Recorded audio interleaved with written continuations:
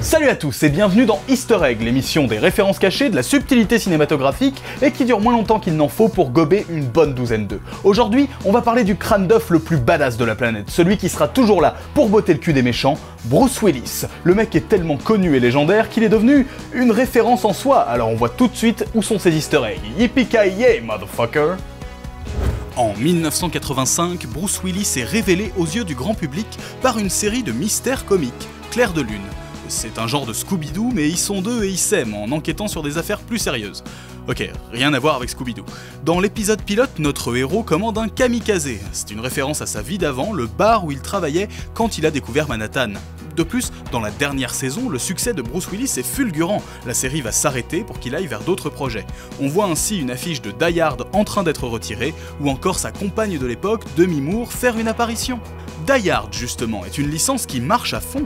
Ainsi, elle a droit à des suites, et dans le troisième opus, Die Hard with a Vengeance, en 1995, on demande à son personnage, John McClane, ce qu'il a fait depuis le dernier film. Il répond « Smoking cigarettes and watching Captain Kangaroo », une chanson qu'il fredonne dans le film Pulp Fiction de Tarantino. Et justement, Pulp Fiction est sorti entre Die Hard 2 et Die Hard 3. Vous l'avez ? En 2001, Michael Bay sort Pearl Harbor, et si comme moi vous êtes attentif, vous savez que Bruce Willis n'a pas joué dans ce film.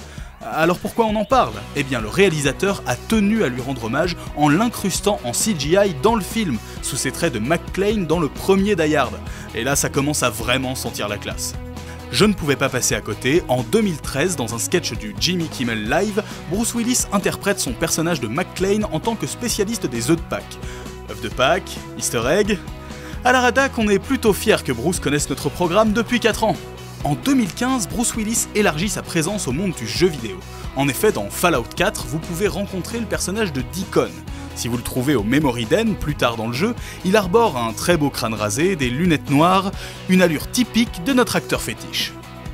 Pour finir, si vous ne voulez pas vous faire spoiler Split de Shyamalan, bouchez-vous les oreilles. C'est bon ?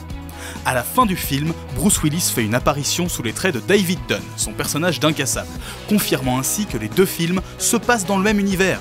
Shyamalan a même annoncé pour l'année prochaine un film intitulé Glass, réunissant les personnages. Voilà, maintenant vous savez tout ou presque sur les apparitions et références diverses et variées de notre badass favori. J'espère que cet épisode vous aura plu, on se retrouve très vite pour d'autres secrets et anecdotes. En attendant, n'oubliez pas de nourrir l'œuf, abonnez-vous et surtout likez la vidéo.